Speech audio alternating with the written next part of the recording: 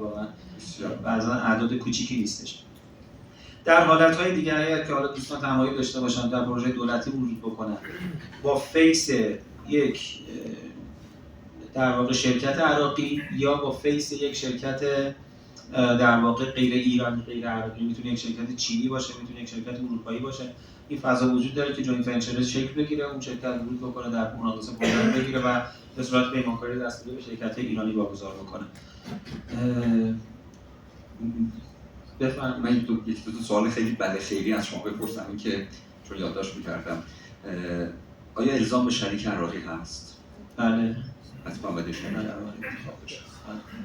یه نکته دوم این که اونجا مقرراتی مثل کپی رایت یا FATF اینا اونم باز الزاماته. ببین FATF خیلی سال عراق بهش ملحق شده و در واقع سیستم بانکیشون در واقع این قوانین رو پذیرفته و یه بخشی که اصلا خیلی ما رو محدود میکنه. الان این داستان هست ما خیلی تبادلی با نظام بانکی عراق نداریم. درسته که نظام بانکی عراق خیلی نظام بانکی پیشرفته‌ای نیستش، خیلی از ابزارها و تولزهای بانکی رو استفاده نمی‌کنن، ولی در این حال ما هم به دلیل محدودیتی که داریم نمیتونیم این ارتباط رو برقرار بکنیم و ظرفیتش واقعیت حالا تجارت پابلیک هم هستش که میگیم، ولی یه خود از اون ظرفیت خود شرکای عراقی استفاده کرد. یه خود من دارم از تخت گاز میرم، بذارید بعد خواهش می‌کنم یکی دو تا از دوستان بیان صحبت بکنم. آقای پیوندی تشریف میارید چند دقیقه خدمت شما باشیم. زنده باشید. سلامت باشید. بفرمایید.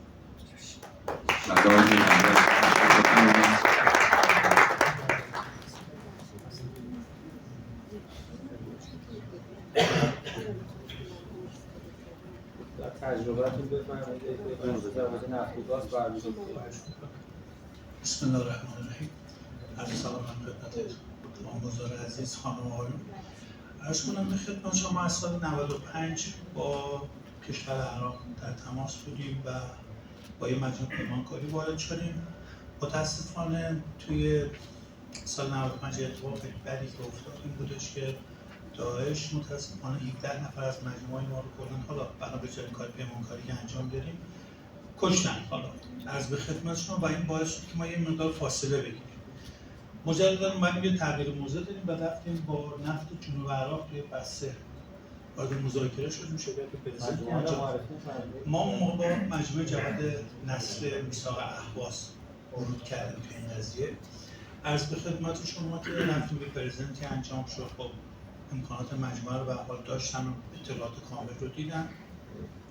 از ماشینالات امکانات هرچی هم که بود ما ورزاتون ورود کردیم برای دو تا مخزنی که می‌خواستیم عرض کنم به خدمت شما صورت مناسب ورود پیدا بکنیم. متاسفانه به دلیل یک سری اجازه به سریع صحبت متاسفانه دولت اینجوری که باید شاید حواسش به پیمانکارا نیست. اشکال نداره. من واقعا باید این مقدار سریع صحبت کنم که دولت متاسفانه ساپورت نمی‌کنه تمام پیمانکارا رو. به همین خاطر پشت تمامی پیمانکارا مخصوصا کشورهای خارجی ما دچار مشکلیم. مگر اینکه به حال عرض کنم ساپورت خیلی خوب دولتی پشت سر باشه. توی این مناقصه متاسفانه نتونستیم اونجوری که باید شاید ورود پیدا کنیم. خب ولی کار دیگه به حال به ما دادن، کار اپنیه بود. کار اپنیه رو انجام دادیم. بازم پیرو فرمایش صحبت شما ما مشکل نقل و انتقال پول داشتیم. ما از طریق خود بسره به شلمچه ما چمدوی پول رو متاسفانه بیاوردیم که خودش یک سری خطرات خاص خودش رو داشت. به همین خاطر میگم بله عراق همین الان زمینه کاری بسیار بسیار خوب پیمانکاری وجود داره، مثلا تو بحث پروژه ایکوسیستم. ولی متاسفانه به غیر از یکی دو تا شهر مثل نجف و عرض کنم به خدمت شما کربلا، بقیه شهرها اصلا ایرانی‌ها رو اجازه نمیدن ورود پیدا کنن. اگر بفهمن شرکتی که داره ورود پیدا میکنه حتی اگر تو عراق ثبت شده ایرانی پشت سرش باشه راحت بلاکش میکنن و این جزء معضلات ماست و ما نمیتونیم. ما آخرین کاری که تونستیم 2 سال گذشته انجام به راه زنی‌های کردیم متاسفانه ما رو به عناوین مختلف ژک کرده و کارو ندارن. که ما توی مناقصه هم که برنده هم شده بودیم و می‌خواستیم به نوعی ضمانتنامه هم تهیه بکنیم، خیلی محترمانه ما گفتن که دیگه اصلا ورود پیدا نکنید چون اصلا کار به شما نمی‌کنه. همین خاطر نزدیک 1 سال و 2 سال کلا کار پیمانکاری گذاشتیم کنار. با اجازهتون یه مقدار کار بازرگانی وارد شدیم. عرض کنم به خدمت شما که داریم با دوستان رایزنی‌هایی می‌کنیم و عرض کنم به خدمت شما تو فیلد فعلا بازرگانی ورود کردیم. حالا یک دو تا پارتی هم فرستادیم، خوشبختانه فیدبک مثبتی داشتیم. حالا با توجه شرایط اتفاقاتی که افتاده امیدوارم ان شاءالله شرایط به قول فرمایش آقای دکتر استیبل بشه و استیبل‌تر بشه، ما بتونیم راحت‌تر کار بکنیم. در خدمت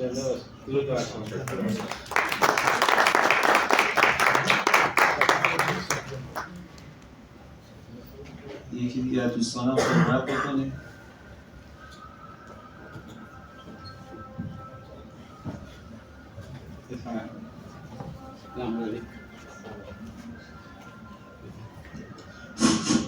بسم الله الرحمن الرحیم. خدمت همه دوستان سلام عرض می‌کنم. دست میدم جناب آقای مونسان و جناب آقای دکتر حسینی. من چند تا نکته یادداشت کرده بودم که بگم خدمتتون. یکی جمله بحث سرمایه گذاریه که مرتب این طرف اون طرف تکرار میشه. بعضی از ما سرمایه گذاری یا فقط صرفاً به بحث پولی معنی میکنیم، در صورتی که بسیاری از شرکت‌های ایرانی دارای دانش فنی بسیار بالایی هستند و این دانش فنی یک قسمت از سرمایه اون شرکت محسوب میشه. پس بنابراین تو بحث سرمایه گذاری دانش فنی که بسیاری از شرکت‌های ایرانی دارن، این را هم در واقع جزو سرمایه گذاریاتون حساب بکنید و به حساب بیارید. شرکت آذین شهر از سال 2010 به اصطلاح توی عراق وارد کار شده، توی بحث تابلوهای راهنمایی رانندگی، مبلمان شهری، گازریل و خلاصه هر آن چیزی که در ارتباط با ایمنی شهر و جاده هست ما کار میکنیم. مرتب مشتری از عراق داشتیم، کار میکنیم، ولی طی یک سال اخیر میتونم بگم طی مقداری مشتریات کم شده به دلایلی که خود جناب مونسان و بقیه دوستان در واقع اینجا ذکر کردن. بحث همون قیمت دلار و صرافی ها و چه که دیگه من تکرار نمی کنم. برای همین ما الان یه مدتی هست که چند مدتا مزاحم آقای دکتر حسینی هم شدیم، داریم توی عراق در واقع یک کارخونه تولیدی میزنیم. فعلا برای شروع 50-50، یعنی 50% کار توی ایران انجام بشه، 50% توی عراق انجام بشه. این هم یکی از نکاتی هست که داریم میریم و به زبان بی زبانی آقای دکتر مونسان چندین بار در واقع گفتن که باید بیایید به سمت عراق و واقعا این جمله را جدی بگیرید و جز حالا بعضی محصولات خاص مثل پسته، نمیدونم یه چیزایی از این قبیل، دیگه احتمال این که ما بتونیم صادرات داشته باشیم و تاجر عراقی بیاد از ایران جنس برداره بره خیلی کم، مگر اینکه خود ما بریم اونجا حاضر بشیم، دفتر بزنیم، حالا یا با کمک دفتری که هست یا خود دوستان چند نفر بشن برن یه دفتر اونجا در واقع بزنن، سفارش‌های عراقی ها رو اونجا بگیرن و بعد حالا اگه می‌خوایم بیان از ایران تامین کالا بکنن، بیان تامین کالا بکنن. یکی از کارهایی که ما کردیم که در واقع به نظر من مهمه و به شما پیشنهاد میکنم که حتما انجام بدید، ما با عراقی‌ها که صحبت میکنیم میگن که ترکیه هم این کارها را داره، عربستان هم داره. چون ما استاندارد اروپایی ها رو ملاک عمل قرار میدیم، نوع کارمون جوریه که باید با استانداردهای اروپا کار بکنیم، میگیم که نه، ما استاندارد اروپا و در واقع لول استانداردمون رو میبریم بالا و به نوعی از نظر جاذبه شخص عراقی خیلی در واقع مهمه. سعی نکنید، من همیشه به دوستان میگم با عراقی‌ها که صحبت میکنید اول بار وارد قیمت نشید. اگر اول بار وارد بحث قیمت شدید مطمئن باشید شکست میخورید. یعنی اگه شما بگید $10 میگه $5، اگه بگید $5 میگه $4، اگه بگید $4 میگه $3. یعنی هرچی شما بگید یه چند دلار در واقع زیر قیمت هست. اول بار بحث فنی و بحث استانداردها در واقع باش. بعد میگید قیمت این استانداردی که من به شما میدم $20، پایینم نمیاد. حالا خیلی به صدای بشه، حالا $1 هم به خاطر گل روی ماه شما در واقع ما میاییم پایین. این نکته خیلی مهمیه. ما شما رو باید ببریم برای فروش. خواهش می‌کنم. کاتالوگ عربی من یه تجربه دیدم آقای تومسون، اجازه بدید من بگم، افسوس خوردم. زحمت کشیده بود، کاتالوگ درست کرده بود، از یک سری کلمات عربی استفاده کرده بود که اصلا برای عراقی‌ها مفهوم نداشت. گوگل ترنسلیت بوده. نه حتی داده بود در ترجمه ایران. ببینید ما یه سری اصطلاحاتی داریم تو هر صنفی. من اصلا بلد نیستم صنف آقای عزیز، دوست عزیزمون که پتروشیمیه بشینم در واقع اصطلاحات پتروشیمی رو بنویسم. من بلد نیستم. و همچنان که شما احتمالاً اصطلاحات صنف من رو بلد نیستید. چی کار باید بکنیم؟ من کاری که کردم یه عراقی رو پیدا کردم، همون 2010 پیداش کردن، مهندسه، تو همین صنف ما کار میکنه، مسائل لاتین براش، انگلیسی هم خوب بلده، انگلیسی براش میفرستم، اون برای من عربی میکنه، برمیگرد عربی که ملموسه برای عراقی. این نکته مهمیه. گوگل ترنسلیت که اصلا ولش کن. این هم یه نکته. سرمایه گذاری ها گفتن شرح فنی کالو هم در واقع این مطلبی است که در واقع خیلی ممنون از همه دوستان. انشالله فقط های دکتر من یه توصیه دارم، اگر دوستان در واقع بخوایم بیاین عراق کار بکنن و اینا، احتمال زیاد خیلی سوال میکنن بیمه چجوریه، مالیات چجوریه، هزینه کارگر چجوریه. اینها اگر بتونیم طولانی مدت شاید امرو نرسیم اینها رو در واقع براشون تشریح بکنیم که بدونن با آشنایی کارگاه‌ها ادامه دار انشاءالله که در واقع بتونن در واقع بیاین اونجا مستقر بشن. خیلی ممنون. عذرخواهی می‌کنم. آقای کبیری از سال 2010 در عراق دارن فعالیت میکنن در حوزه تابلوهای راهنمایی و قصد دارن انشاءالله اونجا کارخونه‌ای هم راه بندازن. موفق باشید. درود بر شما. در مورد جلسات که فرمودید من یه نکته عرض بکنم. ما یه زمانی که آقای دکتر دبیرخونه اتاق تشریف داشتن این جلسات خیلی زیاد بودش. دکتر که اومدن از دبیرخونه بیرون، البته الان اتاق هیئت مدیره تشریف داشتن، هنوز هم هستن.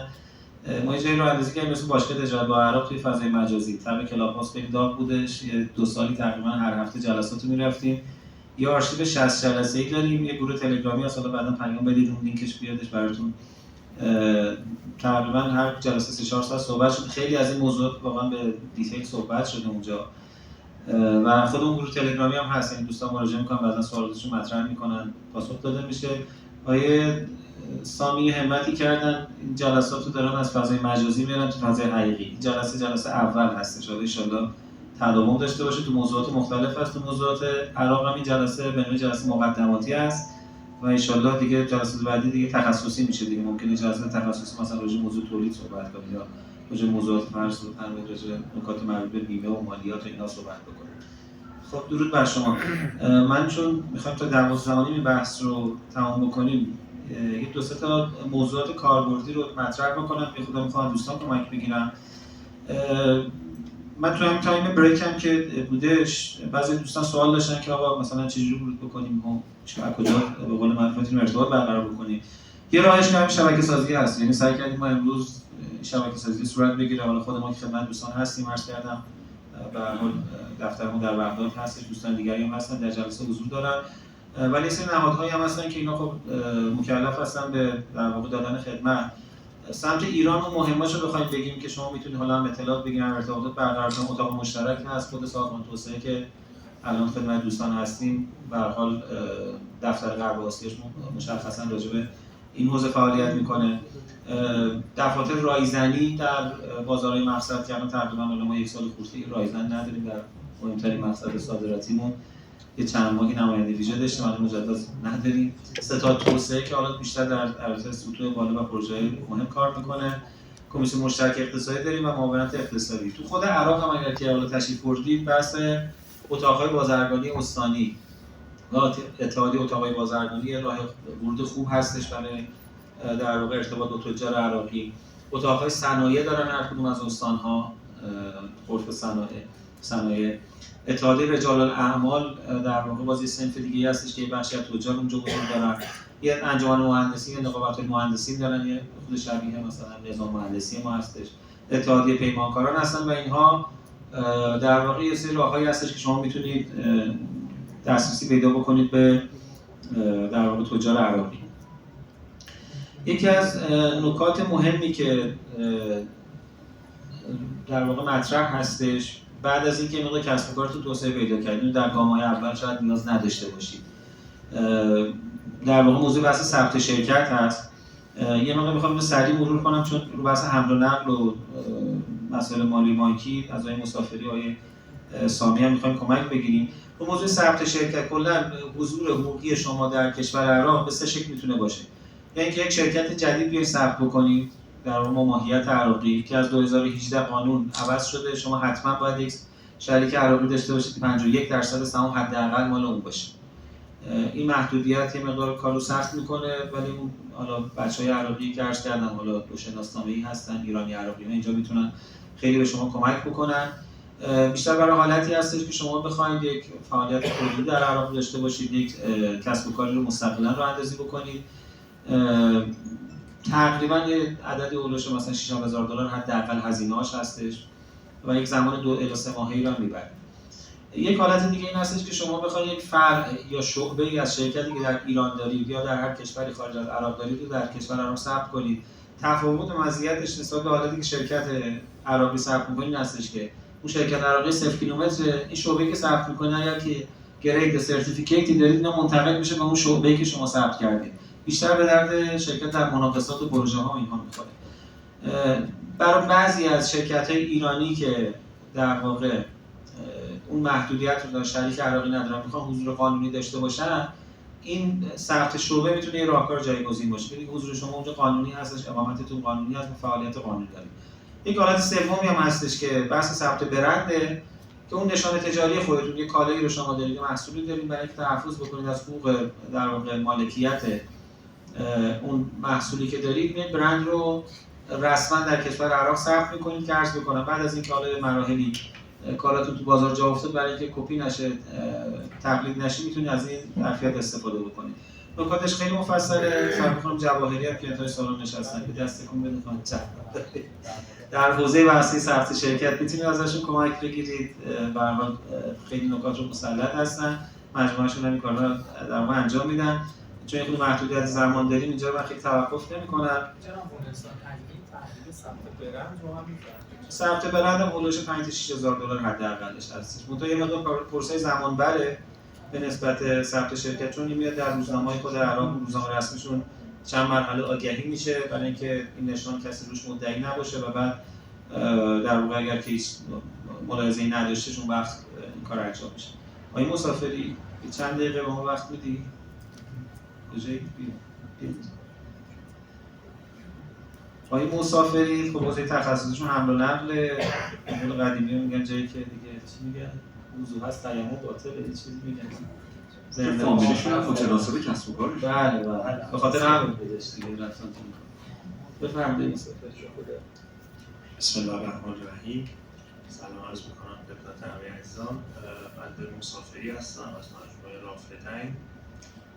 مختصر در مورد مجموعه رافدین عرض کنم. ما یک مجموعه ایرانی عراقی هستیم با قدمت تقریبا 15 ساله که کور اصلی بیزینسمون در خصوص تجارت و فعالیت‌های تجاری با عراقه. خدمات مختلفی ارائه میدیم، مجموعه حمل و نقل، ثبت شرکت، ثبت برند، بحث‌های تحقیقات بازار و حالا شرکت‌های بازرگانی داریم که هر کدوم تحت شرکت‌های خاص خودشون در ایران دارن فعالیت میکنن و خب افتخار همکاری با خیلی از شرکت‌هایی که شاید توی این سالن هم هستن داشتیم.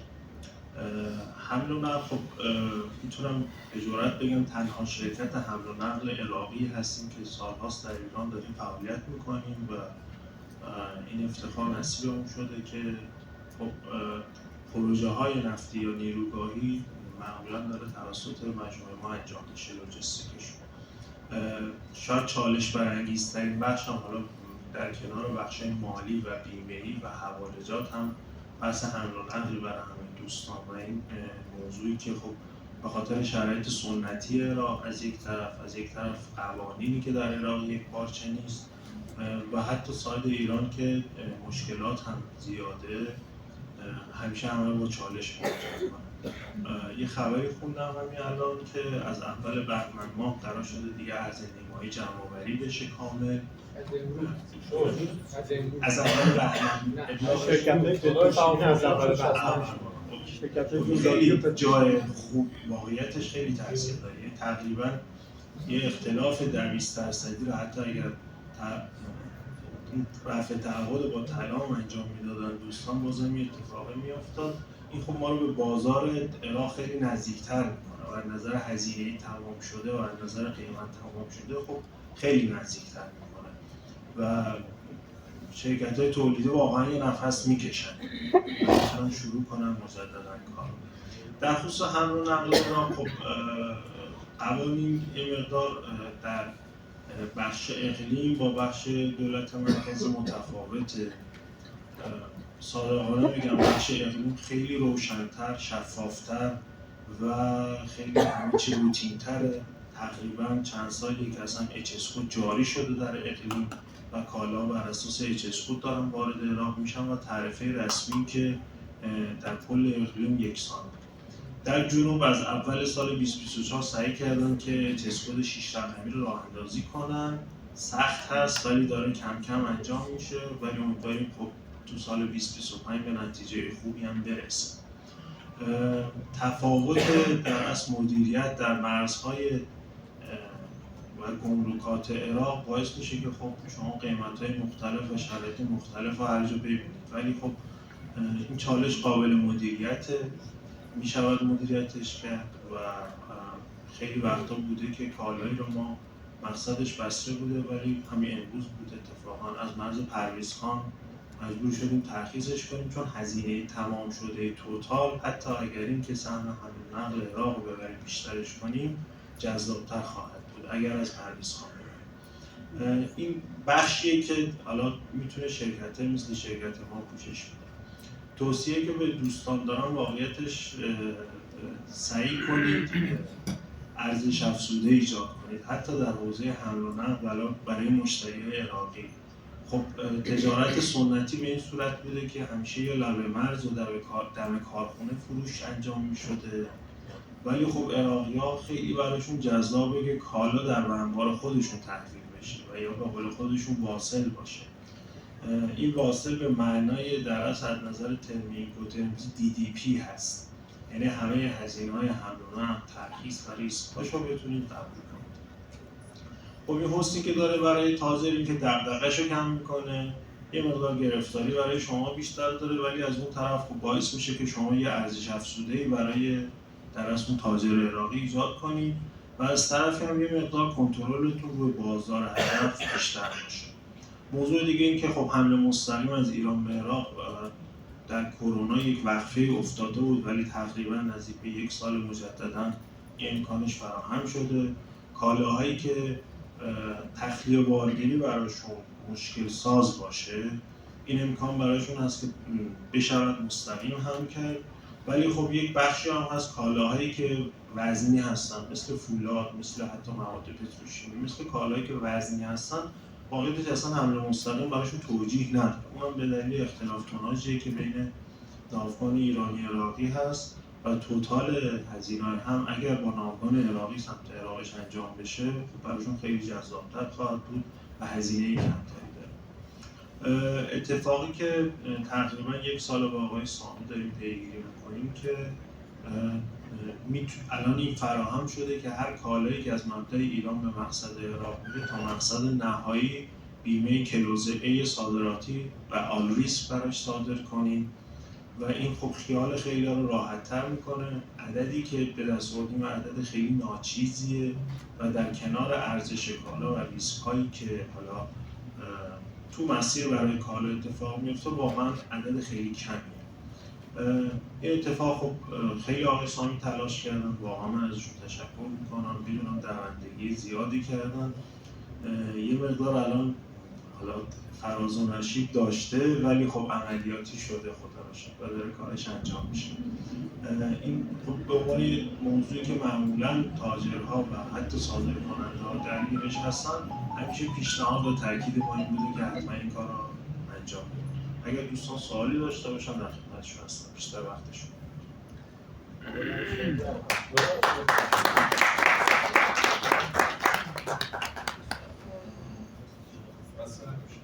یه سوال داشتم، شما ماشین یخچالی هم دارید؟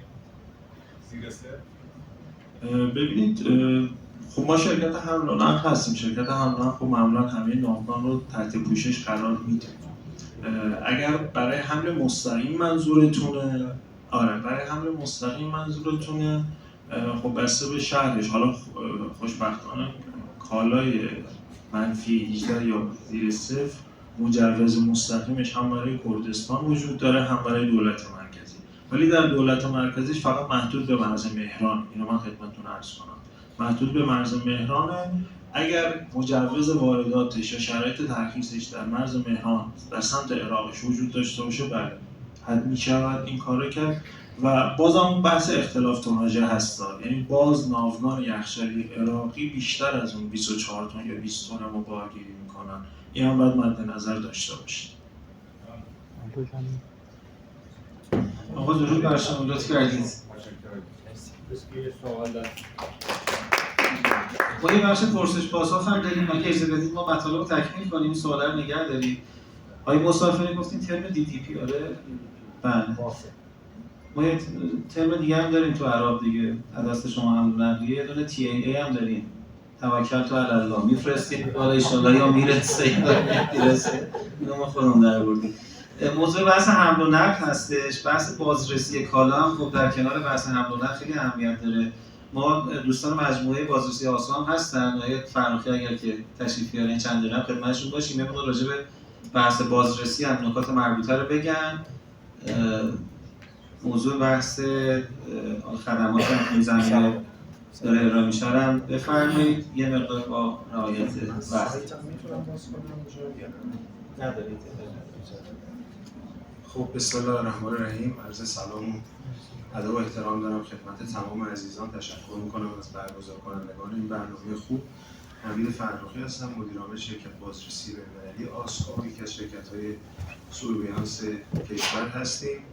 نماینده یک شرکت چینی هستیم در ایران برای بحث عراق به نام شرکت سانچین که اینها خب ضمانتشون رو پیش اداره استاندارد عراق گذاشتن و جزو شرکت‌های متحدشون هستن. ویژگی شرکت‌های چینی به نسبت شرکت اروپایی اینه که شرکت اروپایی فعال در عراق در بحث استاندارد و صدور گواهی یا در ایران فعالیت نمی‌کنن. اینا فعالیتشون محدودیت‌هایی داره، ولی خب به هر حال شرکت چینی نه خیلی توجهی به تحریم‌های آمریکایی نداره و حضور داره در ایران و کار میکنه. ما هم نمایندهشون هستیم. خود شرکت آسکو علاوه بر بحث بازرسی و گواهی انطباق با استاندارد کشور عراق در زمینه‌های متعددی رو در داخل کشور فعالیت میکنه. ما در وندور نفت، گاز، پتروشیمی هستیم. در بحث افکاری، کالای صادراتی، وارداتی، بازرسی آسانسورها، جرثقیل‌ها، انواع لیفتینگ اپلاینس‌ها، بحث فود سیفتی، معاونت غذاداری مورد قبولشون هستیم توی بحث GMP 22000. متمرکز بشم روی بحث صادرات به عراق. اونها هم یک برنامه شبیه برنامه استاندارد اجباری کشور ما رو دارن.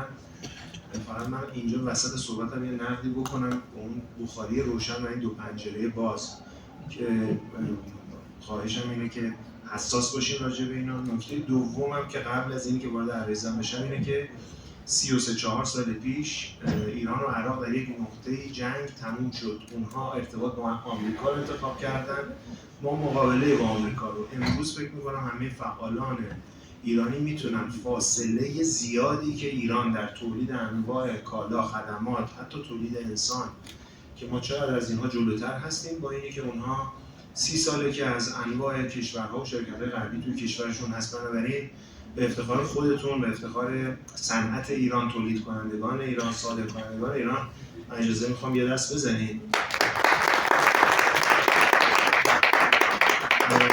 هر کاری که میکنید با اعتماد به نفس کامل انجام بدید، به خاطر اینکه اون چیزی که کارنامه پشت سر هست و ما به عنوان یک شرکت بازرسی کننده یه جورایی مثل این تیرک‌های نگهبانی گوشه پادگان‌هاست، یه جایی وایسادیم همه چی رو می‌بینیم.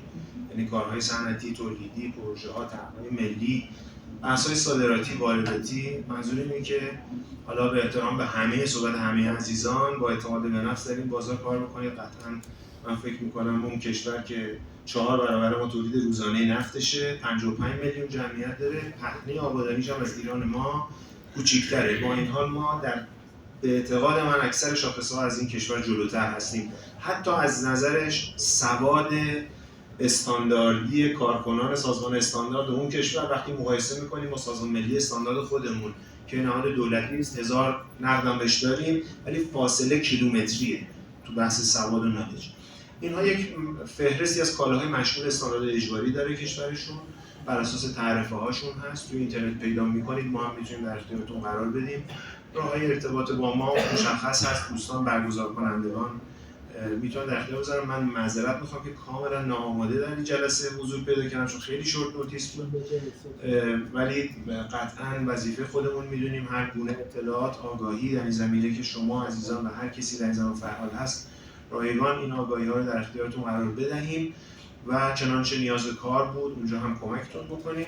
کالاهایی اگر صادر میکنید به عراق که در اون فهرست کالاهای مشمول استاندارد اجباری هست، در گروه صنایع غذایی هست، گروه ساختمانی هست یعنی انواع سرامیک ها، سنگ ها، گروه های کمیکال ها هستن، مواد شیمیایی بعضیشون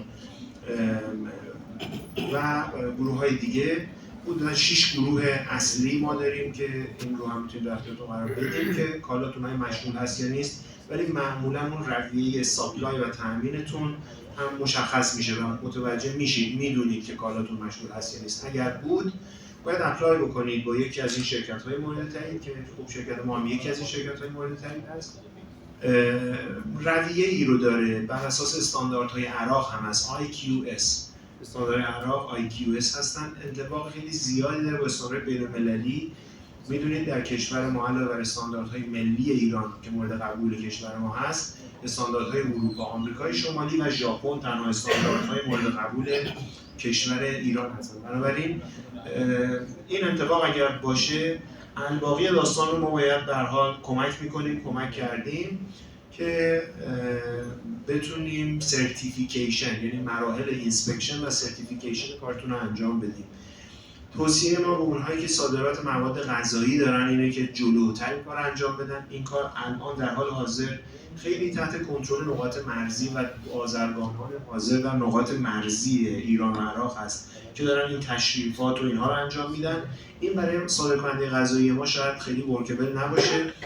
شما میتونید جلوتر اپلای بکنید، یعنی میتونید از طریق ترخیصکارتون این تشریفات طی بشه، میتونید خودتون مستقیما با یکی مثل ما تماس بگیرید و از ابتدا کارتون رو نظم و نظام بدید و دونسته انجام بشه. فکر میکنم شاید از نظر هزینه‌ای هم به نفعتون باشه. اگر سوالی هست بفرمایید من پاسخگو باشم. از نظر بحث زمانی دوستمون دستور دادن، ببینید مقررات اونجا تکلیف میکنه که از هر محموله نمونه برداری یا آزمون بشود. زمان محدود. زمان من محدوده، خیلی ممنونم. من فکر کنم همونطور که ببخشید سوالی هست گفتن داشت اصلا یه برنامه‌های رو اختصاصی. من از جناب خیلی تشکر میکنم. فرمودن جلسه اصلا هماهنگ شده نبودش، همکارشون آقای رشیدیان چند روز پیش تماس گرفتن، گفتم ما همچین رویدادی داریم، دعوت کردیم روز شنبه، شما خیلی لطف کردید، خیلی خودتون سریع رسوندید، استفاده کردیم. حتما یه جلسه سامی اختصاصا روی موضوعات بحث حمل بازرسی اینا داشته باشیم دیگه. خیلی تماس‌رسانی میشه. درود بر شما، خیلی لطف کردید. بحث حمل و نقل خیلی مفصله. حالا فقط این که در نظر داشته باشید موضوع بحث حمل و نقل به روش‌های مختلف در عراق انجام میشه، عمده‌اش به روش زمینی که هست. اینجا حالا این اسلاید هم حیف هم نبینید دیگه. ما 1452 کیلومتر مرز مشترک با عراق داریم، بیشترین مرز مشترک رو ما با عراق داریم. بعد از ما عربستان هستش با هلوش 1000 کیلومتر که بیشترش می‌بینید در اون قسمت جنوبی با استان انبار و استان نجف که خیلیش بیابانی هستش. یه دونه گذرگاه مرزی هستش. ما 8 تا گذرگاه مرزی داریم، 5 تا گذرگاه در منطقه جنوب و 3 گذرگاه در منطقه اقلیم که اینها برنامه مزیت‌هایی هستش که ما داریم. ما بریم که اشارات 12 این بخش رو تموم بکنیم. آیا سامی بانکی رو صحبت می‌کنی یا کوتاه راجع به سیستم بانکی من خیلی کلی صحبت کردم. نظام بانکیشون خیلی ساخت یافته نیست ولی داره شدید عوض میشه. بحث پرداخت الکترونیکی در واقع توی بانک‌های عراق داره زیاد میشه. عرض کردم جزء موضوعات بحث FATF هم که عضو هستن. ما به دلیل محدودیتی که خودمون داریم خیلی نمیتونیم با نظام بانکی عراق ارتباط داشته باشیم. منتها با همین شرایط بالاخره داره نزدیک 9 میلیارد 10 میلیارد کالا از ایران و خدمات صادر میشه سالیانه. پولش به داره برمیگرده بخش عمده. یک کوچولای اسلامی بحث نقل و انتقال رو بفهمید و بحث رفع تعهد که ما بعدش دیگه خدمت‌های دکتر حسینی باشیم.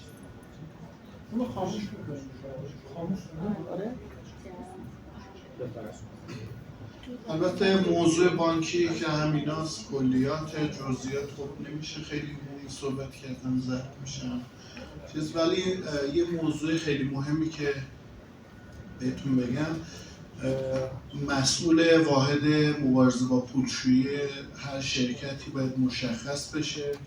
از سال 404 یعنی تمام شرکت ها موظفن که مسئول مبارزه با پولشوییشون رو معرفی کنن به افایو. نمیدونم کدومتون معرفی کردید یا دارید ندارید. اگر ندارید هم من دوره آشنایی با مفاهیم مبارزه با پولشویی رو داریم طراحی میکنم، چون من مدرس دوره های مبارزه با پولشویی هم هستم و از طریق بانک مرکزی مدرک رو گرفتم، در خدمتتون خواهم بود. موضوع نقل و انتقال خب کماکان صرافی، به جز صرافی هیچ راه دیگه‌ای وجود نداره.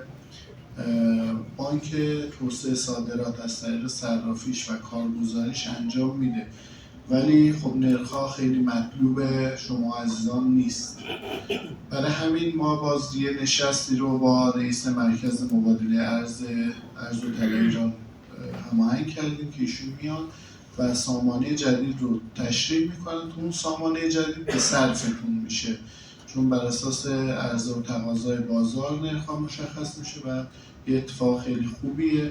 حتما ما رو دنبال کنید و از کلاس‌های حوزه ارزیمون که با حضور مسئول بانک مرکزی و مرکز مبادله برگزار خواهد شد، قولی و حاضر باشید اینجا استفاده ببرید. از دیگه و یه نکته دیگه، شرکت هایی که تو عراق میخوام معرفی بکنن خودشون رو به زبان عربی و کردی یا به زبان انگلیسی و عربی، اون بروشور تبلیغاتشون تو یک صفحه A4 جا بشینی برای من بفرستم. من یک مجله امین وندورز رو دارم تو 4 کشور عربی برای تجار ارسال میشه، هر 6 ماه یک بار عربستان، امارات، عمان و عراق ارسال میشه. اینم بفرستید، من رایگان براتون انجام وظیفه میکنم.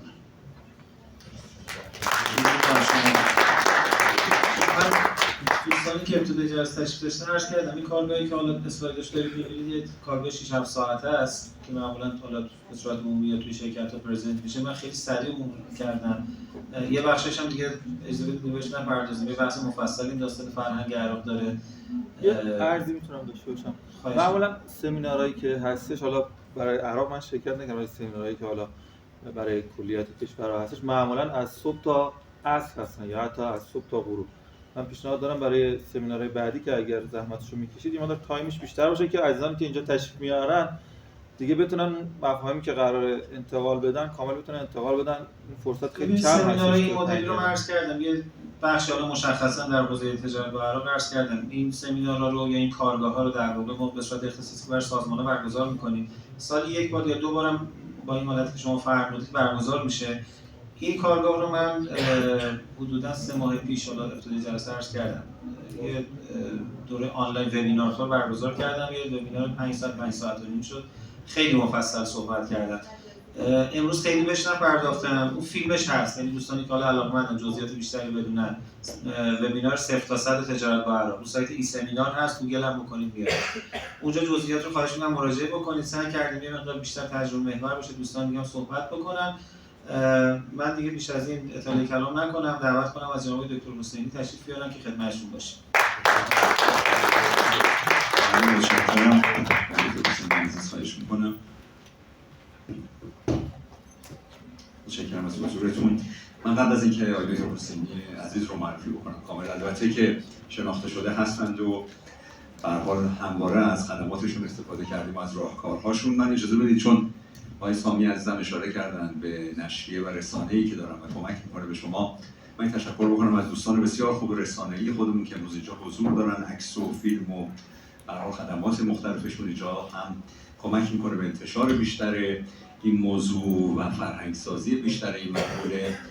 تشکر می‌کنم از آقای ادهم عزیز حضور دارن هستند که تیمشون اینجا حضور داشتن و همکاری کردن. همینطور از منوچهر سفرخانی عزیز متشکرم از شما، صاحب امتیاز نشریه اخبار سلامتی پزشکی و همینطور اقتصاد صنایع پیشرفته که حتما همین عزیزان در کنار ما خواهند بود. آقای امیر زاده از فعالان و دست‌اندرکاران صنعت سینما و برگزار کنندگان رویدادهای مختلف حضور دارن و همه دست در دست هم انشاءالله بتونیم کمک بکنیم تا این اتفاق خوب در کشور عراق رو همه با همدیگه جلو ببریم. اما سخنرانی که در خدمتشون هستیم چهره ناآشنا و سالها تجربه در حوزه کشور عراقشون مدیر محترم هلدینگ مرآت هستند، سخنگوی اتحادیه صادرکنندگان نفت و گاز و عضو هیئت مدیره اتاق ایران و عراق با دستان گرم شما دکتر سید حمید حسینی.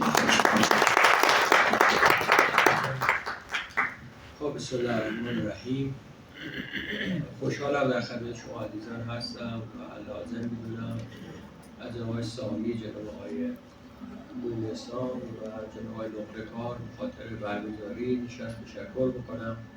قاطع این کارا جز وظایف نامشترک ایران و عراق هست و توی دوره جدید انشاءالله داریم تلاش میکنیم که دوباره اتاق هم کمیسیوناش راه اندازی بشه، هم نشستاش انشاءالله برگزار بشه، ما بتونیم تبادل اطلاعات رو داشته باشیم. خب دوستان، به حال گفتم من نمیخواستم وارد جزئیات بحث عراق بشم. بعد یه مقدار میخوام راجع به ضرورت حضور در بازار عراق بگم. بالاخره آمار 8 ماهه که منتشر شده نشون میده ما 8 میلیارد و 300 میلیون دلار صادرات به عراق داشتیم، ماهانه بیش از 1 میلیارد دلار. این تازه بدون برق، بدون خدمات، بدون کالای مسافری و بدون کالای قاچاقه.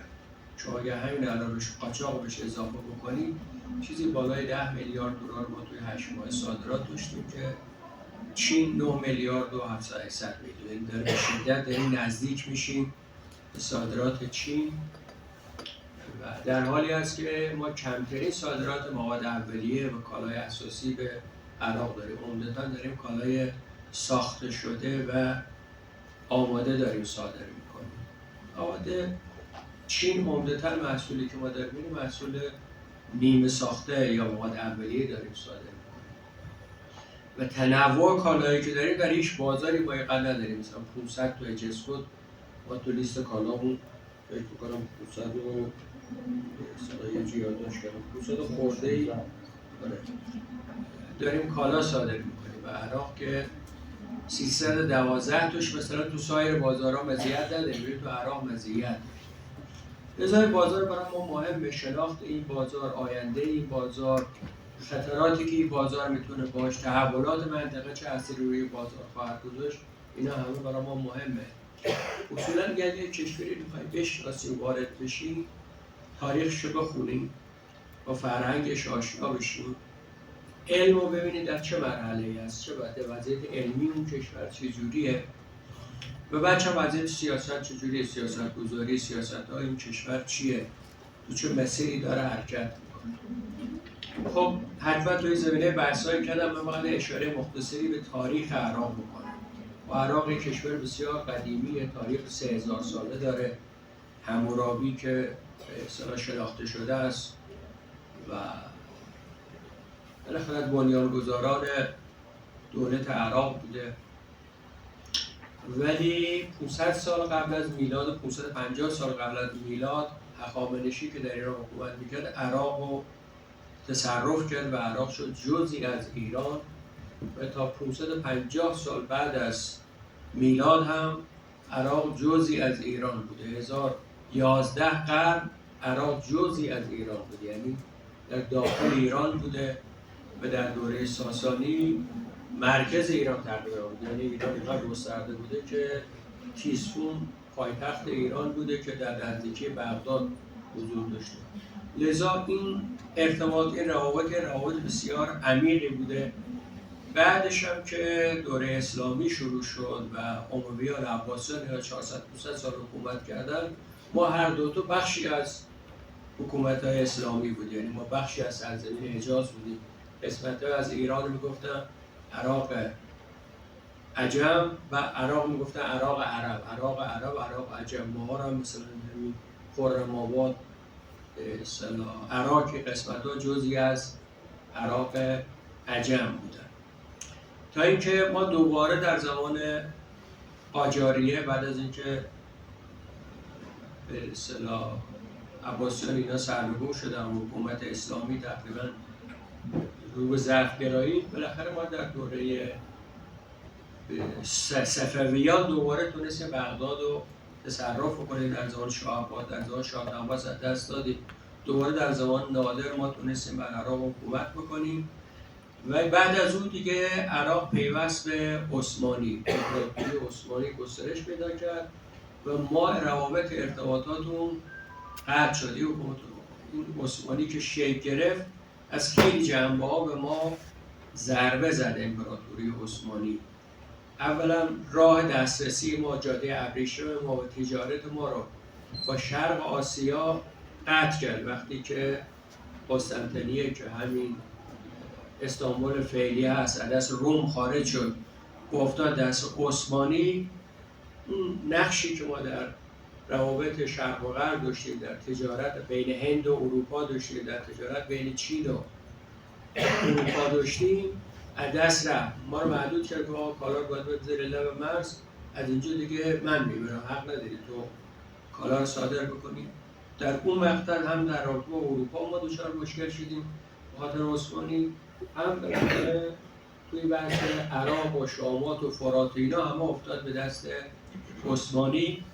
دوره جدید عراق چیزی بود 1920 مثلا یه حاکم انگلیسی داشته، 1934-35 اولین حکومت عراقی تشکیل شد. این دوره جدید عراق چیزی حدود 100 سال سابقه داره. تاریخ که عراق بخونیم عمدتاً تاریخ ایرانه، یعنی بعد حمورابی که تموم میشه بعدش میشه تاریخ عراق. تقریبا تاریخ ایران بخش تاریخ عثمانیه.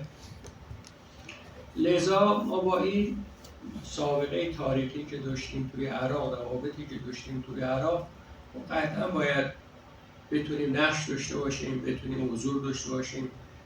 امنیت ما با عراق با هم وابسته است، فرهنگ ما با عراق با هم وابسته است. 60% بازارهای عراق در 2 ساعتی مرزهای ماست.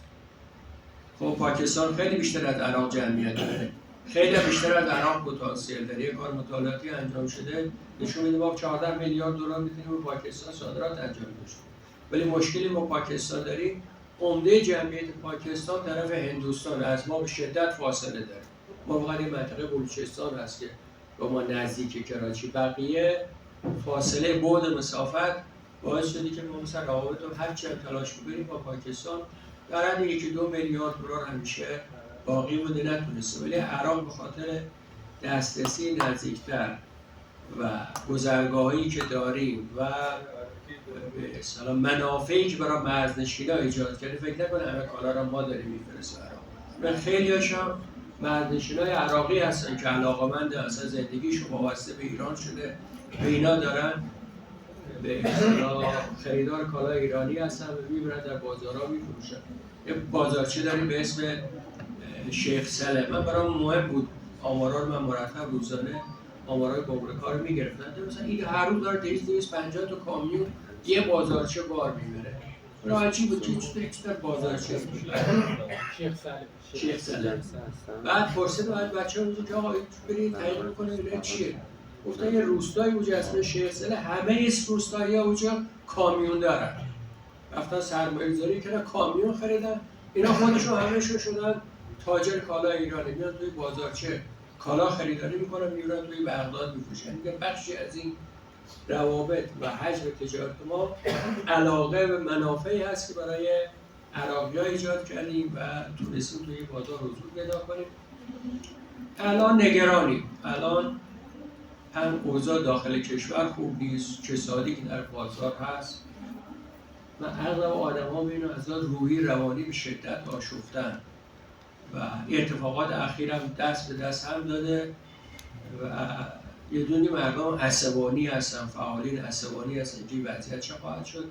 از اون نگران هستن که چه اتفاقی برای کشور خواهد افتاد با اتفاقاتی که در سوریه افتاده، اتفاقاتی که به زودی 20 ژانویه ترامپ میاد که خب یه سری آدم بسیار تندرو تو کابینه داره، مثل روبینو، مثل وزیر دفاعش و امنیت ملیش.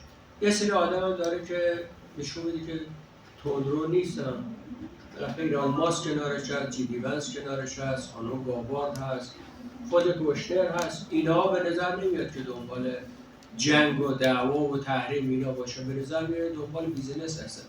لذا نمیدونیم واقعا چه اتفاقی خواهد افتاد. یعنی هر روز اخبار متناقضی شنیدیمش، مثل آخرین مصاحبه ترامپ با لومون که خیلی مصاحبه مهمی بود. ما چند تا نشریه دنیا داریم که نشریات مهمی هستن. فاینانشال تایم مهم نیست، وال استریت ژورنال مهم نیست، نیویورک تایمز اینا مهم نیستن، ولی فارن افیرز خیلی مهمه، خیلی معتبره، لومون معتبره، اکونومیست معتبره. اینا این مطلبی که منتشر میکنن تو دنیا مورد توجه قرار میگیره. خب من دقیقاً دیشب نشستم مصاحبه با لومون رو خوندم، درش اشاره‌ای به ایران نکرده بود و برام مثلا بحث فرمان‌های روز اول بود، دیدم اصلا بحث‌های این که میگه فرس آمریکا نشون میده که توجهش به آمریکایه، به اقتصاد آمریکای، درون آمریکای. شاید خیلی امیدوار باشیم که آمریکا برای سیاست خارجی، روابط خارجی، دخالت تو بقیه کشورها اولویتش نباشه. اتفاقی که در سوریه افتاد خب خیلی برای مردم سوال است که ما چرا از رفتیم سوریه، چرا دخالت کردیم، چرا سالها اونجا هزینه کردیم. واقعیتش این است که ما در دوران جنگ حافظ اسد به ما کمک کرد، نمیتونیم نادیده بگیریم. عراق خط صادرات و لوله نفتش از طریق عراق بود به سوریه و از سوریه میره به اروپا. حافظ اسد اینو قطع کرد، با اینکه حافظ اسد منافع داشت. حافظ اسد از این خط لوله درصد میگرفت، حاضر شد که خط لوله صادرات نفت عراق رو قطع کنه. تو اتحادیه عرب تنها کسی که از ایران حمایت کرد، چون معمولا تو اتحادیه‌ها، تو این کنفرانس‌ها، تو این اتحادیه‌ها اجماعی میتونن تصمیم گیری کنن. هر موقع خواستن ما رو محکوم بکنن، حافظ اسد مخالفت کرد و نگذاشت تو اتحادیه عرب ما محکوم بشیم. ضمنی که ما بزرگترین حمله‌ای که علیه نیرو هوایی عراق کردیم، رفتیم از آسمان سوریه تونستیم نیرو هوایی عراق رو به اصطلاح منهدم بکنیم و زمینگیر بکنیم. ما نمیتونستیم نسبت به سرنوشت سوریه، و ما از همون موقع از سال 1360 به سوریه نفت میدادیم. نفت با قیمت، با تخفیف. به خاطر این کاری که کرده بود ما به نفت همیشه به سوریه نفت میدادیم. کاری به این دولت او دولت نداشت. توافقی بود که انجام شد و ما فکر کردیم سوریه و لبنان در این منطقه مورد نیاز هست. ما احتیاج داریم که این دو تا کشور تو منطقه با خود همسو کنه. زمان شاه نیست که فقط بعد از پیروزی، زمان شاه ما ارتباطاتی که با سوریه و لبنان داشتیم ارتباطات ویژه‌ای بوده و کمک مالی می‌کردیم، ارتباط داشتیم و علاقه‌مند بودیم تو بازار لبنان حضور داشته باشیم. ما دو تا کشور اگر بخوایم شیعه داریم که عراقی که لبنان دیگه، یعنی دو تا کشور تقریبا کشورهایی هستن که از نظر فرهنگی، از نظر عقیدتی به ما نزدیک هستن. با یه احساس مسئولیت هم در قبال اونا میکنیم. خب توی جریانات اخیرم بالاخره در سال 2010 تا 2012 که بحث بهار عربی شروع شد و آمریکایی‌ها شروع کردن کشورهای عربی رو همه رو، جنوب غربی آسیا و آفریقا رو سعی کردن به هم بریزن. مصر سقوط کرد، لیبی سقوط کرد، یمن حکومتش سقوط کرد و یک کشور دیگه هم تونس هم سقوط کرد.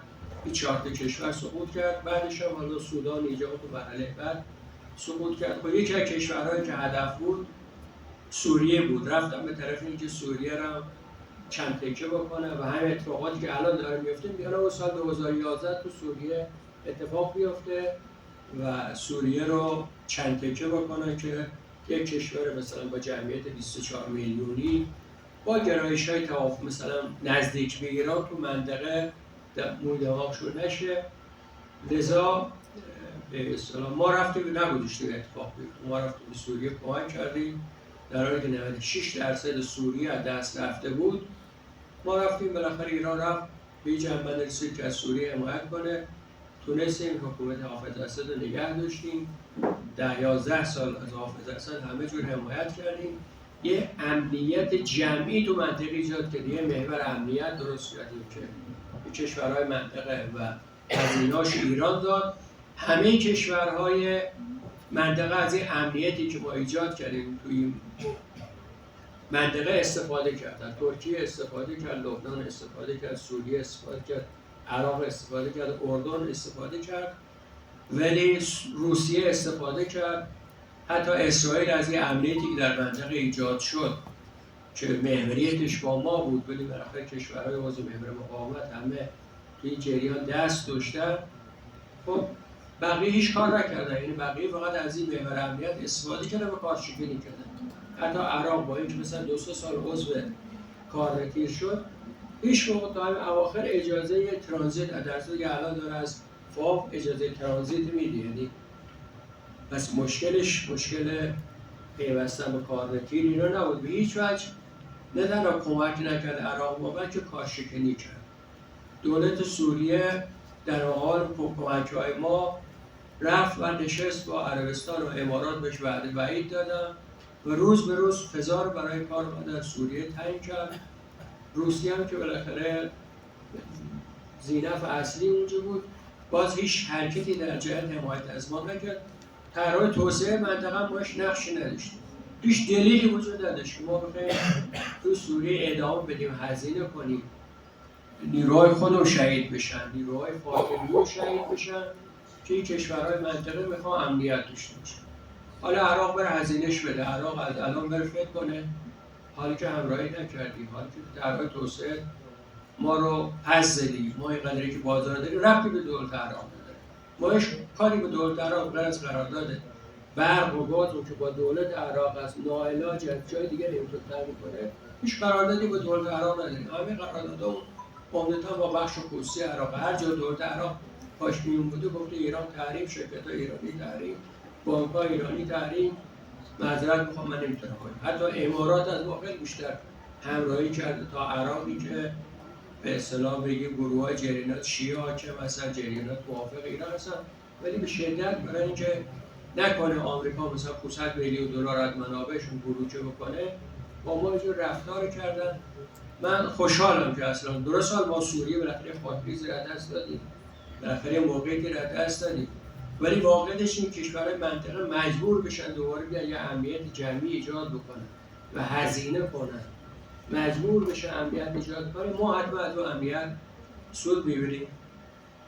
الان کشوری که به شدت نگرانه، اولا سوریه احتمال داره که 4 تکه بشه، یعنی نیروهای دموکرات سوریه که کردای کوبانی اینا هستن، اون قسمت نزدیک کردستان عراق و اون شمال عراق و دست اونا بیفته، قسمت پایین و اون حلب و ادلب و حلب و بغداد اینا دست همین عراق شام بمونه. 2 روزی ها به اصطلاح قسمت‌های از عراق و حتما خواهند گرفت، چون نیروهای آزاد ارتش آزاد سوریه حتی زودتر از عراق شام به دمشق رسیدن. اونا گروه جریان قدرتمندی هستن.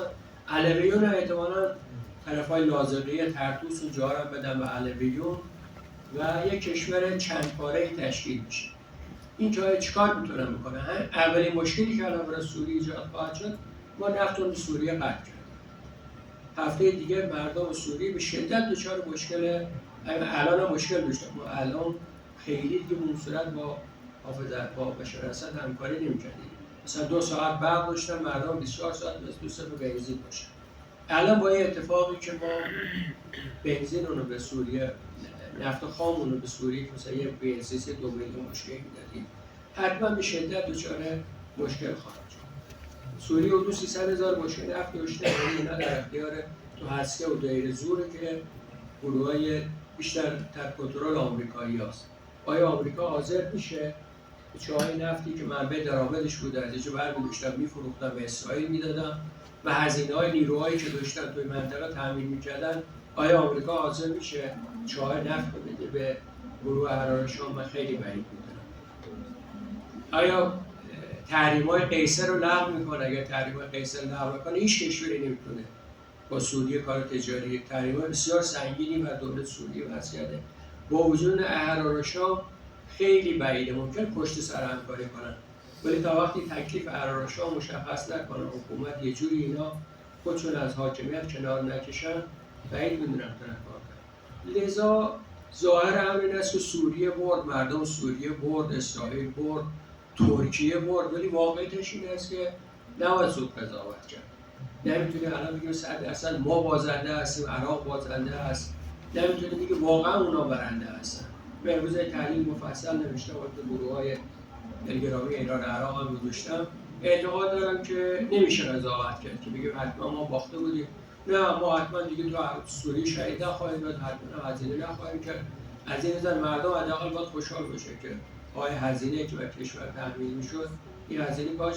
بچه ما برای امنیتون دیگه نیازی به واقعا حضور در سوریه، حضور در لبنان، حضور در بقیه کشورها نداره. یه روزی برد مشک‌های ما 200 کیلومتر، 400 کیلومتر. ما نیاز داشتیم که بریم بچسبیم نزدیک اسرائیل، دیگه اسرائیل خواست ما رو تهدید کنه، ما بتونیم از اونجا از خودمون دفاع کنیم، از امنیت خودمون دفاع کنیم. امروز برد مشک‌ها 2000 کیلومتر. پس ما بازدارندگی ما دچار مشکل نشده، امنیت ما دچار مشکل نشده، ولی حتما احتمال داره با شاهد ناآرامی‌ها در مرز آذربایجان باشیم، زنگزو، حتما احتمال داره ما مشکلاتی توی سیستان و بلوچستان پیدا بکنیم، حتما ممکنه به اصطلاح توی کردستان مشکلاتی پیدا بکنه. از این آذربایجان‌ها حتما خواهیم داشت. بگید اگه فکر کنید با اینکه ما مثلا سوریه عقب نشینی کردیم یا سوریه افتاده دست اونا، امنیت ما، بازدارندگی ما دچار مسئله شده یا نشده. الان کشوری به شدت نگران به تحت فشار عراقه، چون عراق با اتفاقاتی که اخیر افتاد و مشهدی رو آقای مشهدانی رو کردن رئیس پارلمان، خب به شدت از تسنن غرب عراق ناراضی هم. هیچ وجه مشهدانی رو نماینده خودشون نمیدونن و به دنبال تشکیل اقلیم سنی هستن. یعنی اونا دنبال این هستن که همونطور که اقلیم کردستان داری، اقلیم سنی را اندازی بکنن و یه خطر از داخل عراق داریم که عراق چند تکه بشه، یعنی شیعیان اینا بشن یه اقلیم، کردا بشن یه اقلیم، التسنن هم بشه یه اقلیم. از اون برم بالاخره این خطره. بالاخره ما هنوز نیروهای داعشی داریم، درست احرار شام القاعده‌ای داعش نیست، ولی تو همون منطقه ما در نزدیک مرزهای عراق با نیروهای داعشی داریم. احتمال اینکه اینا دوباره ورود کنن به عراق به شدت نگرانه، به شدت داره رایزنی میکنه، نیروهاش مستقل کرده، وابستگی عراق باید ما بیشتر بشه. یعنی جریان عراق تازه میفهمه که ما چه خدمتی بهشون کردیم، هم در داخل عراق ما رفتیم با داعش جنگیدیم و عراق آزاد کردیم و هم در سوریه که ما رفتیم امنیت ایجاد کردیم، عراق امنیت داشت. الان عراق به شدت دچار موضع خواهد شد، دچار نگرانی خواهد شد.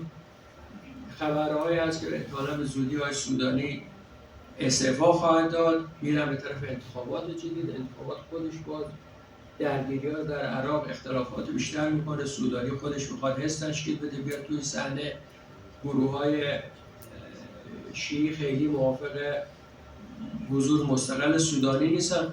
لذا بازار عراق یه مقداری بازار ملتهبی است، ولی نه برای کار تجاری فعلی ما که بگیم حالا شاید الان خیلی فرصت خوبی برای تصمیم گیری راجع به سرمایه‌گذاری تو بازار عراق نباشه، ولی به نظر من فضا برای کار ایرانی همین محدودیت‌هایی که دولت عراق در این مدت بر علیه ما گذاشته بود برای اینکه بتونه حمایت ما رو داشته باشه و اگر دوباره با حضور احرار شام، گروه‌های کردی همه اینا مواجه شد یا دوباره استقلال کردستان عراق اگر دوباره مواجه شد، باید فقط تنها کشوری که میتونه بهش کمک بکنه ایران هست. لذا من فکر بکنم که باید عراقی‌ها این نقطه نگاهاشو تغییر نظر بکنن. این اتفاق خواهد افتاد. یه مقداری این سختگیری‌هایی که اخیراً در مرزها داشتیم، گفتن تا آخر ماه دسامبر از تعرفه‌ها رو افزایش دادن، بعضا محدودیت‌ها برای ورود خودرو انجام داد، 4-5 روز مثلا مهران کلا روزی 120 تا کامیون بیشتر اجازه نداد، اختلافاتی اونور بود، ولی تاش آمدن اینور گفت آقا ما روزی 150 تا 200 ماشین بیشتر پذیرش نمی‌کنیم.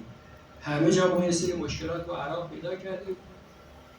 من الان فکر می‌کنم که باید بریم به طرف یه مقداری گشایش بازارها، یه مقداری عراق الان باید بره به طرف ذخیره‌سازی، یه مقدار به طرف تامین بیشتر کالای مورد نیازش که دچار مشکل نشه. لذا انتظار دارم این تحولات منطقه رو روابط ما با عراق اثر مثبت بگذاره و فکر می‌کنم یه اتفاق خواهد افتاد. خیلی دیگه وقت نداریم و وارد بحث‌های دیگه بشم. فقط یه نکته رو می‌خوام بگم. ببین تجربه‌ای که من در عراق دارم توی تاریخ دیدم، ما تو یه سری محصولات تو یه سری اقلام مزیت داریم. خب عراق اصلا معدن نداره. ما تو محصولات معدنی مزیت داریم. عراق الان داره حدود 10 میلیون تن از ما کلیکر و حدود 20 میلیون تن ظرفیت تولید سیمان را اندازی کرده. کلیکرش فقط میتونه از ایران بره. خودش توی یه مقدار توی استان سماوه داره، ولی الان مثلا همه کارخانه‌های سیمانش توی بسته توی جنوب عراق همه مجبورن با کلیکر ایران کنن. اصولا اصلا مواد معدنی عراق نداره. پس ما تو مواد معدنی هر چی تو شاخه معدنی باشه ما تو بازار عراق حرف برای گفتن داریم. تو شیمیایی و پتروشیمی حرف برای گفتن داریم. یعنی عراق برای مثلا حفاریاش، برای مواد شیمیاییش، برای چون جوهرنمک اصلا تو باور کنید حجم جوهرنمکی که میره عراق یا این مواد شوینده ها، مواد شستشو اینا، ما تو اینا مزیت داریم. خب ما بخاطر مواد اولیه و نزدیکی مسافت مزیت داریم. هر کالایی که وزین باشه، وزن داشته باشه، خب چینی نمیتونه با ما رقابت بکنه. اگه میخواد تو کانتینر 5 تا بار بزنی بیاره، خب هزینه حملش به شدت میره بالا. چرا نمیتونه چرا نمیتونه از جای دیگه بیاره؟ چون وزن داره، امکان رقابت. هر کالایی که وزن داره، مثل کاشی سرامیک، مثل آهن‌آلات، مثل مقاطع فولادی، ما قاعدتا تو عراق مزیت داریم. اینه بخاطر مزیت جغرافیایی ما به علت نزدیکی به بازار عراق به نسبت بقیه، حتی به نسبت ترکیه مزیت داریم، به نسبت عربستان مزیت داریم، به نسبت اردن مزیت داریم، حتی به نسبت کویت. اینا همشون مشکلشون بعد مسافت است. عربستان مثلا چقدر تبلیغ کنه که عربستان داره میاد بازار بگیره. عربستان اصلا حجم رقابتش 500 میلیون دلار رسید در شریک اول عراق نیست، چون یه مسافت 400 کیلومتری با تو بیابونا بیام برسن به مرز عراق. من که 2 بار بچه‌ها فرستادم گفتم رفتم سه مرز 3 تا کامیون، 8 تا کامیون، 4 تا کامیون در این حد، در حالی که خیلی میگفتن عربستان داره میاد بازار عراق میگیره، ولی بلدی که مزیت نداره نمیتونه بگیره. هر محصولی که حجمه باز ما مزیت داریم. هر محصولی که وقتی بخواد بار کنه بیاد تو کانتینر مثلا 3 تا 4 تا بار بگیره، پلاستیک، اسباب بازی، همه این کالاها ما میتونیم تو بازار عراق مزیت داشته باشیم. روش فکر کنیم هر کالایی که ارزون قیمت باشه باز ما مزیت داریم. عراقی‌ها فقط نگاهشون توی کالای ارزان، هر کی کالای استوکی مونده‌ای، دپویی چیزی داره، بالاخره اگه ارزون بده، کالای ارزون تو عراق همیشه مشتری داره و براشون مهم نیست که واقعا کیفیت اونجوری که برای ما مهمه، برای خیلی از چیزا مهمه، حداقل برای فروشنده ها و واسطه ها مهم نیست. یعنی ممکنه برای مصرف کننده عراقی مهم باشه، ولی اونی که میخواد بیاد با ایران تجارت انجام بده، اولین بحثش بحث قیمت است. هر محصولی که پیچیده باشه، احتیاج به علم داشته باشه، تکنولوژی داشته باشه، باز عراقی اصلا نمیتونه. عراق همینجوری که زیرساختای کشورش از بین رفته، زیرساخت‌های نیروی انسانیش از بین رفته. عراق نیروی انسانیش خیلی هاشو داشتن ترور میکردن دیگه، خیلی داعش و جریناتی که تو عراق بود، اغلب آدمای به درد بخور عراق رو ترک کردن. شما هر جای دنیا میرید تعداد زیادی پزشک عراقی دیدن، پزشک عراقی معمار عراقی، مهندس عراقی ببینید تو عراق کسی که بخواد یه کاری حتی کار فروشندگی رو از عراقی نمیتونه انجام بده. نیروی لبنانی جای دیگه داره استفاده کنه. یعنی کار حسابرسی های کریمی بود، مثل فروشگاه توی نجف راه انداختون 6 ماه رفت به نیروی عراقی 150 تا آموزش داد و فروشگاه که راه افتاد دیدن کلاپس کرد. نه اینا نشستن پشت دستگاه حالا به موقع نمیان، نقد ندارن، بلد نیستن. بعد مجبور شد از ایران نیرو ببره مثلا انبارداری به دست بچه ایرانی، حسابداری به دست عراقی ها. اصولا کاری که یه مقدار پیچیدگی توش باشه فعلا عراقی ها نمیتونه انجام بده. حال ممکنه است که آینده عراق 85,000 تا دانشجو عراقی تو ایران داره، چیز بی سابقه 85,000 تا نیروی عراقی داره تو ایران درس می‌خونه. حال اینا چقدر بتونه داره، چقدر تو عراق بمونه، چقدر در آینده عراق بتونه از این نظر به عراق وضع بدن نمیدونم. هر محصولی هم که توش احتیاج به ذوق و هنر داشته باشه باید ما برم.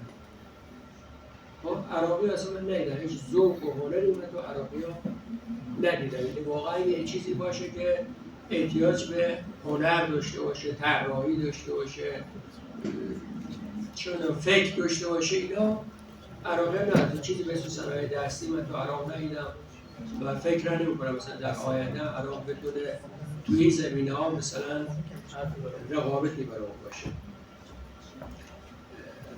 و خدماتی هم که به نیروی انسانی نیاز داره، نیروی انسانی مهارت نیاز داره. این کلی من دیگه کسی نمیخوام بگم، حالا میتونم آمار بدم مثلا سال گذشته مثلا چه اقلام صادر شد، چقدر صادر شد. ولی اگه شما این تو ذهنتون داشته باشین میفهمید که آقا کالا تو آیا کدوم این ردبندی‌ها قرار میگیره، میتونین تشخیص بدین که رفتن توی بازار مطالعه فرهنگ، مطالعه تاریخ، سیاست عراق، چه بازار عراق براتون توجیه داده. من فکر کنم اگر اینا رو تو ذهنتون داشته باشین اینا میتونه کمک کنه که به راحتی با عنوان یه راهنما که شما بتونید وارد بازار عراق باشید. من بیش از اونی که قرار بود صحبت کردم. اگر سوال هم باشه که دو سوال میتونم پاسخ بدم. نمیشه سه تا خیلی ممنون از حضورتون. برای اینکه این بازار پایدار بمونه، جنگ ها مانع پایداری میشه دیگه. ما سوریه رو تقریبا از دست دادیم در حالی که بالاخره یه بازار کوچیکی بود. حالا سوسو میزد، حالا به غیر از ما وضعیت نداشتیم. ما بارها گفتم ما تو بازار سوریه اصلا وضعیت نداشتیم. مثلا بخش خودرویشو من میدونم خب مشتری داشت، یعنی حتی پرایدی که ما تو ایران نمیپذیریم اونجا مرکز درآمد چند تا خانواده میشه. حالا بازار کوچیکی بود. جنگ ها باعث میشه ما اینها رو از دست میدیم. حالا عراق هم بالاخره هم بحثو داره. بخش اقتصادی، حالا با تجربه‌ای که جناب عالی دارید و مطالعاتی که دارید چه کار میتونه بکنه که بالاخره به دولت‌ها فشار بیاره برای ایجاد روابط بهتر که خودش مانع جنگ ها میشه. یعنی اقتصاد خودش باعث میشه جلوی جنگ ها رو بگیره، علیرغم روی دیگه‌اش که میتونه عامل جنگ هم بشه. ما اون بخش مثبتش رو چگونه میتونیم فعال کنیم که نزدیکتر بشه؟ جناب عالی توضیح دادید که ما ارتباط طولانی با عراق داریم از جنبه این که اصلا بخشی از ایران بوده، ولی الان خب این حسه کمتر شده. یعنی میرن به سمت اینکه ما عرب هستیم و مانع بشیم. دولت عراق هم داره این رو اجرا میکنه. اون بخش اقتصادی ما چگونه میتونه سیاست رو مجبور کنه که این جنگ ها رو جلوشو بگیره و این تضادها رو جلوشو بگیره و حالا اتاقهای بازرگانی میتونن نقش فرهنگی ایفا کنن برای نزدیک شدن کشورها به هم. اینو اگر کاری داره میشه که من خب در جریان نیستم، اگر کاری نمیشه من پیشنهاد میکنم که بخش فرهنگی کاری بکنه. اون هویتی که فرمودید ایرانی ها رو خیلی بازی نمیدن، چه در پیمانکاری چه در کارهای دیگه، ما این رو از بین ببریم. دوستمون در خصوص عراق بحث کردن که خیلی ضعیف استانداردش. اگر ما با عراق استانداردمون نزدیک بشه و بپذیره، الان اونا میرن استاندارد عربستان رو ملاک میذارن که ما رو حذف کنن.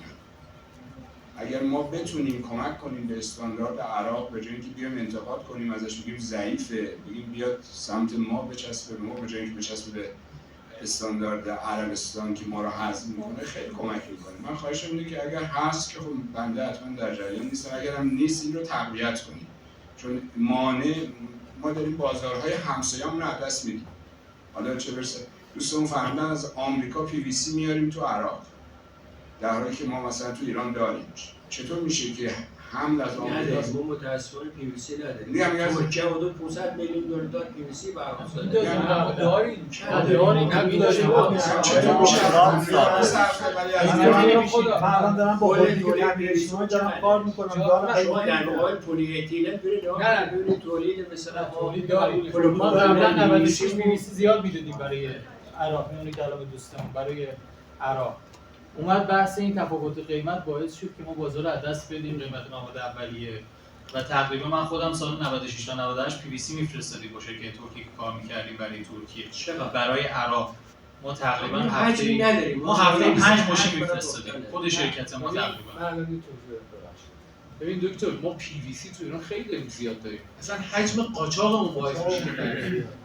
ببین من مثال میزنم دیگه، الان پتروشیمی 12.5 میلیون تا ظرفیت ایجاد کردیم تو صنعت پلاستیک توی کشور.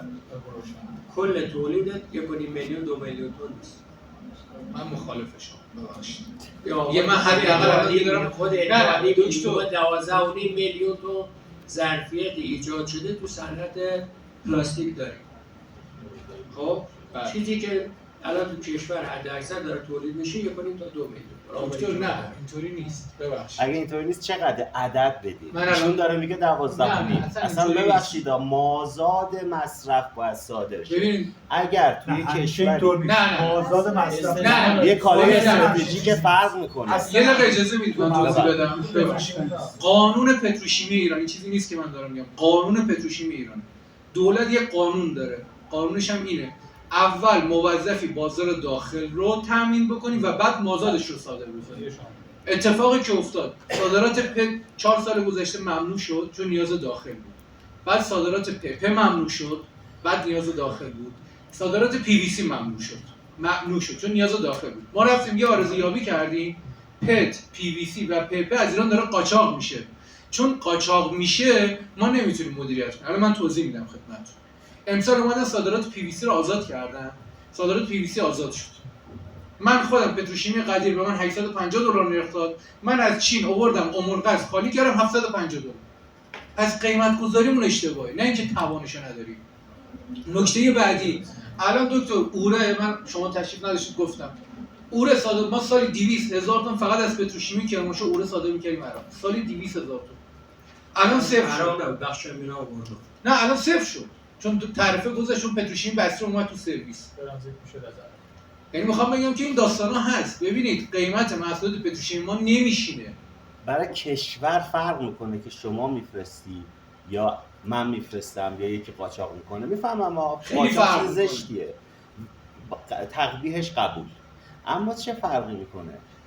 من یه توضیح بدم. الان توضیح بدم. من یه دقیقه چون نمیخوام بحث بگم. اون لبه مرز همشون دارن همین کارو میکنن. نه شما ببین ما بهش میگیم قاچاق، در اصل قاچاق نیست. دارن با یک HS کد دیگه ای اظهار میشه توی بازار. پولش داره میاد. نه پولش نمیاد. پولش نمیاد. من توضیح میدم. پول اصلا برگشت نمیشه. پولش نمیاد. من الان گذاشتم فشار گذاشتم وزارت نفت وارد صادرات کامپاند رو ممنوع کنیم. همه مسئولیت ما رو کامپاند. من فقط اشاره بکنم تو بحث دیپلماسی شما گفتید. ما حتما هم باید با عربستان تماس بگیریم. من خبر دارم از کانال قطر، از کانال ترکیه تماسایی داره گرفته که اول همون مثلا سوریه میگه شما اگر مثلا کاری با ما نداشته باشید ما کاری با شما نداریم. یعنی قرار نیست ما الان بریم با شما بریم بجنگیم و بخوایم وارد دعوا بشیم. نه.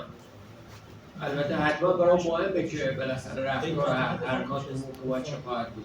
ولی اولا داریم با همون رو ارتباط برقرار می‌کنیم، سفارتتون رو هنوز برقرار، روابطتون رو قطع نکردیم. حتما با اونجا سعی می‌کنیم که بچه‌ها در کل منطقه دنبالی که مسئله با آمریکا حل بکنیم. ریشه مثال ما تو عراق حداقل بهانه عراقی آمریکایی میگن ما به خاطر قراردادی دوران برابر داشتیم همه پولا نفت رو میره آمریکا و بعد از آمریکا میاد دست ما. لذا ما اگر با شما همکاری کنیم منابع نفتی دچار مشکل میشه. لذا عراقی‌ها به این بهانه همکاری نمی‌کنن.